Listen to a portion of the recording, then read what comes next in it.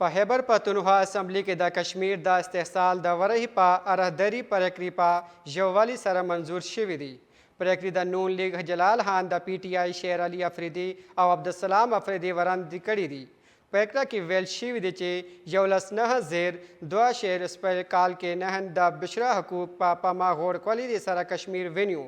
کشمیر یا نوی یا تولی نری که دانلی ظلمان پا زد نه طور وقتنمان چیری دی. نور ویلی شوی دی چې 11/9/2000 کې حل د ویش په پلان کې مهی کشمیر پاکستان بره د زرکونو کشمیریانو د حق و ردیت لپاره د رسیز د خپل ژوندري قرباني ورکړي دي.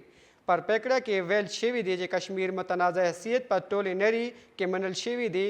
کشمیریان د خپل راتلونکي لپاره د هندي ظلمونو په ضد فعالیت په شان وړي دي. پاکستان په هر فارم کې د کشمیریان د حق خواهی ته اریدیت ملاتړ کوي دي. په دې موقع پر خیبر پښتونخوا سپیکر بابر سلیم سواتی ویل چې نن زمونږ اجناد کې کشمیر د استحصال ورح ده. په 15 اگست 2002 کې کال کې هند د آرټیکل کې 3 ختم کړل دي. ملګري ملتونو کې پریکړه سرغړونه پې وکړ. هغه ویل چې د کشمیریانو سره په تر هغه وخت کې لارو چې کشمیریان خپل نوي تر سره لاړ شي. داسې مزید خبر لپاره اباسین خبر له فالو او سبسکرایب کړئ.